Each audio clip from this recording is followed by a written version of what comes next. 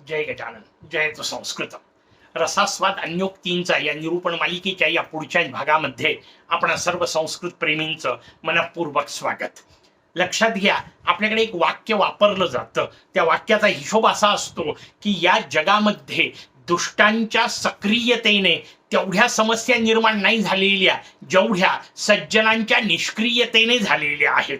कारण दुष्ट वाईटच वागणार आहेत, ते वाईट काम करणारच आहेत. त्याला प्रत्युत्तर स्वरूपामध्ये सज्जनांच्याकडून जर सत्कार्याचा हिशोब झाला ना तर वाईट कामं तितके त्रासदायक होत नाहीत. जसा साधा हिशोब असतो की एखादी वाईट गोष्ट असेल, समजा एखादं घाण पाणी आहे, भांडभर आहे, तर ते दुर्गंध देणार हे निश्चित आहे. उपाय काय असतो त्याच्यामध्ये, जर समजा एक भांड पाणी असेल तर त्याच्यात एक कळशीभर जर समजा स्वच्छ पाणी घातलं ना तर त्याचा घाण विषय जो आहे तो निघून जाणार आहे, दुर्गंधी नष्ट होणार आहे. सज्जनतेच्या माध्यमातून ज्या सत्क्रिया आहेत त्या जर वृद्धिंगत झाल्या तर गरजच नाहीये दुष्टांच्या दुष्टत्वाचा विचार करण्याची. आणि म्हणून सज्जनांना आपण जेव्हा बुद्धिमान म्हणतो तेव्हा बुद्धिमान या शब्दामध्ये नेमका जो भाव अपेक्षित आहे. कशाला शास्त्रांनी बुद्धी म्हटलं?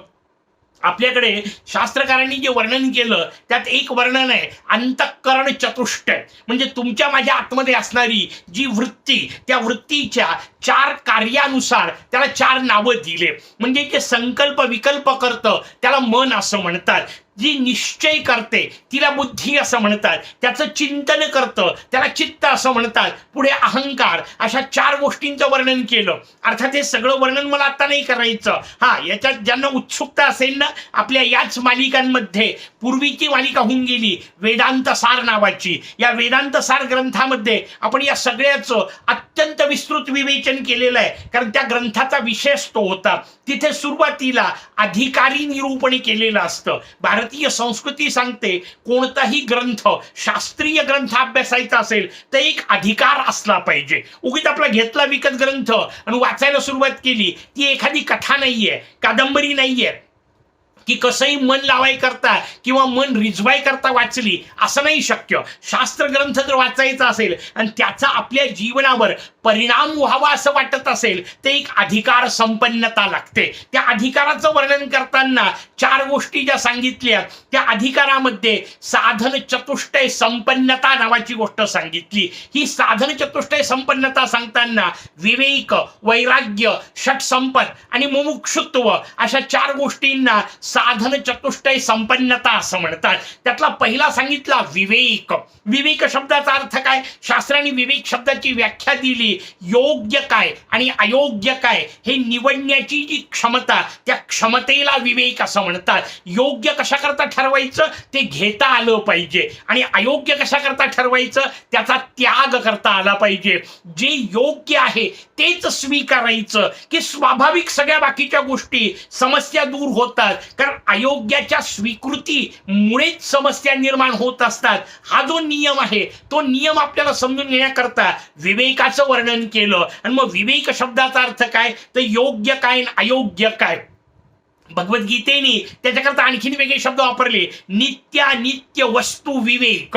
नित्य आणि अनित्य काय आहे ते ओळखायचं. नित्य काय आहे? शास्त्राने सांगितलं नित्य एकटा परमात्मा आहे, बाकीचं सगळं अनित्य आहे. अनित्य शब्दाचा अर्थ शास्त्राने जो सांगितला तो या निमित्ताने समजून घेतला पाहिजे. अनित्य याचा अर्थ अस्तित्वातच नाही असं नाहीये, तर जे सतत बदलत आहे. काल जसं होतं तसं आज नाही आणि आज जसं आहे तसं उद्या राहणार नाही, याला अनित्य असं म्हणतात. जसं आपण जन्माला आलो एवढूशच होतो, आज केवढं मोठा झालाय, हा देह 6 फुटाचा झाला, आज वाढत वाढत गेलेला आहे. याचा अर्थ कालपर्यंत जसा होता तसा आज नाहीये. वाक्याचा पुढचा अर्थ आहे जसा आज आहे तसा उद्या राहणार नाहीये. आता त्यातले बदल सातत्याने तसे होतच राहणार आहेत. म्हणजे हा सतत बदलत आहे, परिवर्तनशील आहे, म्हणून याला अनित्य असं म्हटलं. या सगळ्या परिवर्तनामध्ये आतमध्ये जो मी आहे, जो आत्मा ज्याला आपण म्हटलं, जीवात्मा ज्याला म्हटलं, तो या देहाच्या हिशोबामध्ये स्थिर तत्व असल्यामुळे, कारण लहानपणी तोच होता, आताही तोच आहे, वार्धक्यापर्यंत तोच असणार आहे, मृत्यूनंतरही तो असणारच आहे. म्हणून त्याला नित्य असं म्हटलं, कारण तो कालही होता, आजही आहे आणि उद्याही असणार आहे. नित्यत्वाचा हिशोब सांगितला. अनित्य कशाकरता समजून घ्यायचं? जी गोष्ट अनित्य आहे ती तुम्ही कायम टिकावी असं होऊच शकत नाही. त्याच्यामधला विवेक तुम्हाला करता आला पाहिजे की ही गोष्ट टिकणारच नाहीये. मग आपली पंचायत कुठं होते? आपल्याला आजची अवस्था अशीच टिकावी वाटते आणि जे कधीही शक्य नाहीये, म्हणून सगळ्या दुःखांचा विषय आहे. आता आपली परिस्थिती बदलली की आपल्याला दुःख होतं. ती जी रचना आहे ती समजून घेण्याकरता नित्य अनित्य वस्तू विवेक सांगितला. विवेकाचा विषय जेव्हा येतो ना, तेव्हा ठराविक पद्धतीचे जे अत्यंत श्रेष्ठ उदाहरणं दिले जातात, त्यात हंसाचं उदाहरण दिलं जातं. कारण हंस हे विवेकाचं प्रतीक आहे. म्हणून मुद्दाम या सगळ्या गोष्टी सांगितल्या, कारण आज आपल्याला जी अन्योक्ती पाहिजे ती हंसावर आधारित अन्योक्ती पाहिजे. म्हणून आपल्याकडे हंसाच्या ठिकाणी असणारी जी विवेकशीलता, त्याचा विचार करत आपल्याकडे संन्याशांना हंस असं म्हटलं जातं. महान योगी जे आहेत त्यांना परमहंस म्हटलं जातं. आपल्या सगळ्यांना माहिती असलेलं नाव रामकृष्ण परमहंस. परमहंस याचा अर्थ अत्यंत श्रेष्ठ हंस अवस्था ज्यांच्या ठिकाणी आहे. हंस का म्हणायचं? विवेकपूर्णता आहे. आणि विवेक कशाचा? आता सांगितलं तसं नित्य काय आहे आणि अनित्य काय आहे याची ज्यांना अखंड जाणीव असते. आणि कशा करता? आधी सांगितलं त्या पद्धतीने नित्याचा स्वीकार करायचा आणि अनित्याचा त्याग करायचा आहे हे लक्षात ठेवत आणि त्यातल्या परिवर्तनाला शांतपणे स्वीकारायचं. हा जो विषय आहे ना, तोच सुखाचा मार्ग असू शकतो. हा हिशोब भारतीय संस्कृतीने सांगितला आणि त्याच्याकरता हंसाचं उदाहरण दिलं. हंसाच्या ठिकाणी हा विवेक असतो. म्हणून जसा नित्य अनित्य वस्तू विवेक सांगितला, तसा हंसाचा विषय जेव्हा येईल तेव्हा पुढचा एक शब्द आपल्या समोर भारतीय संस्कृतीने वापरलाय, नीर क्षीर विवेक. नीर म्हणजे पाणी, क्षीर म्हणजे दूध. असं म्हणतात की हंसाच्या समोर जर दूध आणि पाणी एकत्र करून ठेवलं तर हंस त्यातलं फक्त दूध ओढून घेतो आणि पाणी सोडून देतो. हा जसा एक अर्थ आहे ना, असा आणखीन एक अर्थ मी वाचलेला आहे. निश्चित नाही सांगताय, त्यातली प्रवृत्ती जी आहे ती समजून घ्यायची. क्षीर हा शब्द तिथे केवळ दुधा करता, म्हणजे आपण ज्याला पय या अर्थाने म्हणतो, गायीपासून इत्यादी प्राप्त होतं, त्या दुधा करता असा आहे असं नाही. काहींचं म्हणणं आहे की या पाण्यामध्ये जे कमळ उमललेले आहेत त्या कमळाच्या आतमध्ये असणारा जो धागा, तंतू, त्यालाही क्षीर म्हटलं. किंवा त्यातलं जे दूध त्यातून निघतं, त्या कमळाला फोडल्यानंतर, त्या देठाला तोडल्यानंतर ते पाणी न तोंडात जाऊ देता तेवढंच तो पिऊ शकतो. हा दोन्ही पद्धतीने अर्थ कोणताही घ्या, सामान्य दूध घ्या किंवा त्या कमळापासून निर्माण होणारं दूध घ्या, दूध आणि पाणी यातला फरक करता येणे, फक्त दूध घेता येणे आणि पाणी सोडता येणे, हा जो भाव आहे ना, तो त्या नीर क्षीर विवेक शब्दामध्ये आपल्याला पुरेसा आहे. तो समजून घ्यायचा आहे. आणि मग तो हंसाचं वैशिष्ट्य म्हणून सांगितलं. कारण हे जगातल्या कुठल्याच प्राण्याला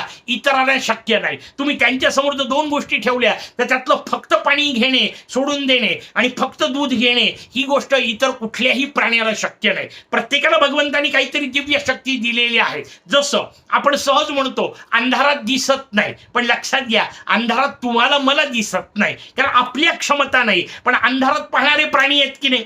मांजराला अंधारात दिसतं, गुबड्याला अंधारात दिसतं, वटवागुळाला अंधारात दिसतं. याचा अर्थ दिसत नाही असं कुठं आहे? दिसतं. मग का दिसतं? त्यांना कसं दिसतं? त्याचं उत्तर आहे, त्यांच्या इंद्रियांच्या क्षमता वेगळ्या आहेत. तुम्हाला मला जेवढा वास येत नाही तेवढा कुत्र्याला वास येतो. कुत्र्याची क्षमता नासिका क्षेत्रातली अधिक वृद्धिंगत आहे. कावळ्याच्या बाबतीत आपल्याला वर्णन केलं की कावळ्याला आलेल्या पितरांचं दर्शन होतं, म्हणून काकबलीचा विषय आपल्याकडे सांगितला. प्रत्येक प्राण्याचे काही वैशिष्ट्य आहेत. ते वैशिष्ट्य इथं हंसाच्या बाबतीतलं आपल्याला समजून घ्यायचं आहे. हंसाचं वैशिष्ट्य सांगितलं, नीर क्षीर विवेक. याचा अर्थ पाणी आणि दूध एकत्र आलं तर फक्त दूध घ्यायचं. इथं दूध हा शब्द मौल्यवान, योग्य, सुयोग्य अशा अर्थाने आलेला आहे. चांगलं तेवढं स्वीकारायचं. मग सावरकरांचे शब्द आपल्याला आठवतात, जे उत्तम, उदात्त, उन्नत, महन, मधुर, ते हे जे घेतात ना त्यांना हंस असं म्हणतात. हंसाच्या स्वीकृतीमध्ये हा भाग आहे. चांगलंच तेवढं स्वीकारायचं, वाईट सोडून द्यायचं आहे. हा जो प्रकार आहे तो प्रकार आपल्याला सांगायचा आहे आणि त्याच्याकरता अन्योक्ती सांगितली. मग अन्योक्ती करता म्हणताना त्या हंसाला उद्देशून कवी म्हणतात नीरक्षीर विवेके हंसा लस्य त्वमेव तनुषेचे. हे हंसा, जर नीरक्षीर विवेकामध्ये तूच आलस्य म्हणजे कंटाळा करायला सुरुवात केली, हे जर तू केलं नाही, यातलं योग्य काय आणि अयोग्य काय याचं विवेचन जर तू केलं नाही. आता आपल्याला लक्षात येईल की सज्जनांना उद्देशून सुभाषित आहे, विद्वानांना उद्देशून सुभाषित आहे, समाजामधले जे ज्ञानी समाज धुरीण आहेत त्यांना उद्देशून सुभाषित आहे. हंस तर निमित्त आहे, अन्योक्ती आपण पाहतोय. असे जे हंस आहेत याचा अर्थ ज्यांच्याजवळ विवेक आहे त्यांनाच बुद्धिमान म्हटलेलं आहे. कारण बुद्धी शब्दाचा अर्थ आपण पाहिला निश्चय करू शकते, संकल्प याचा अर्थ काहीतरी करायला पाहिजे, विकल्प याचा अर्थ वेगवेगळ्या प्रकारचे समोर असणारे पर्याय, त्या पर्यायातला नेमका योग्य पर्याय कमीत कमी वेळात जो निवडू शकतो त्याला बुद्धिमान असं म्हणतात. बुद्धीची व्याख्याच ती आहे ज्याला निश्चय करता येतो. मग एकदा पक्का निश्चय, योग्य गोष्टीचा निश्चय आणि कमीत कमी वेळात निश्चय, याच्यावरच बुद्धिमान नावाची गोष्ट ठरत असते, बुद्धिमती ठरत असते. हा जो हिशोब आहे तो आपल्याला समजून घ्यायचा आहे आणि म्हणून त्याला उद्देशून, याचा अर्थ समाजातल्या बुद्धिमंतांना उद्देशून सुभाषितकार म्हणतात हंस. त्या हंसाला त्याला म्हटलं आणि त्यांना हंस म्हणत त्यांना उद्देशून कवी म्हणतायत निरक्षीर विवेके. चांगलं काय आणि वाईट काय याच्या बाबतीत जर तुम्हीच आळस केला, याचा अर्थ तुम्हीच जर तसं वागणं सोडून दिलं, योग्य ते वागणं सोडून दिलं, पुढं काय होणार आहे तनुषेचेत. जर तुम्हीच हा प्रकार केला, आलस्यम तनुषेचेत, या बाबतीत जर तुम्हीच आळस केला, याचा अर्थ याच्यानुसार समजून घेणे, याच्यानुसार समजावून सांगणे आणि सगळ्यात महत्वाची गोष्ट तसं आचरण करणे. कारण सगळ्यात महत्वाची गोष्ट आहे ऐकलं, याचा अर्थ काय वागण्यात आलं पाहिजे. तो जो विषय आहे तो अपेक्षित आहे. आणि का समाज धुरीण्यांनी करायचं, कारण शास्त्रांनी सांगितलं त्यालाच धर्म असं म्हणतात. यद्यत आचरते श्रेष्ठ, भगवद्गीता आपल्याला सांगते यद्यत आचरते श्रेष्ठ तत्तदेव कुरुते इतरे जनान. बाकीचे लोक तेच करतात, सयत प्रमाणम कुरुते लोकस्तदनु वर्तते. ते लोक, बुद्धिमान लोक जे प्रमाण करतात, याचा अर्थ जे योग्य आहे म्हणून सांगतात त्याच्यानुसार बाकीचे वागत असतात. किती मस्त माऊलींनी त्याचं वर्णन केलं.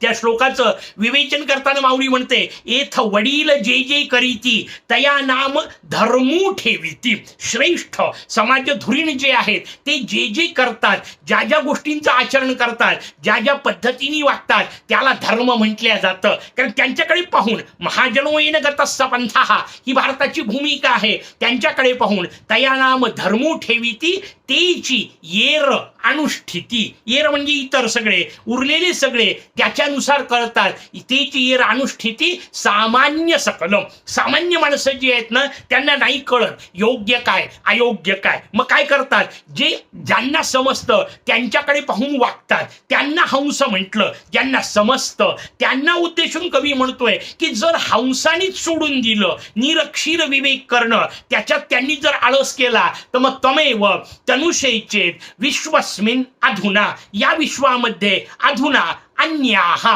अन्याह म्हणजे आता जे सामान्य म्हटलं ते सामान्य लोक कुलव्रतम परिपालयिष्यति कहा. हे जे कुलव्रत आहे त्याचं परिपालन मग कोण करणार, कारण हे कुलव्रत आहे. कुलव्रत शब्दाचा अर्थ परंपरेने चालत आलेली गोष्ट. सज्जनांच्या ठिकाणी ही परंपरेने चालत आलेली गोष्ट आहे. अत्यंत श्रेष्ठ अशा प्रकारचे ते वागत होते, त्यांचे पूर्वज वागत होते, त्यांचेही पूर्वज वागत होते. आणि मग वागण्याची आपली रचना असते. त्या परंपरेचा पायीक होण्याची पात्रता माझ्या अंगी यावी म्हणून मी सदैव प्रयत्न करीन. ही जी लहानपणी प्रतिज्ञा केली होती ना, ती प्रतिज्ञा या मार्गाकरता आहे. हंस जे आहेत समाजातले जे श्रेष्ठ विद्वान लोक जे आहेत, बुद्धिमान लोक जे आहेत, त्यांचं कुलव्रत आहे. कोणतं?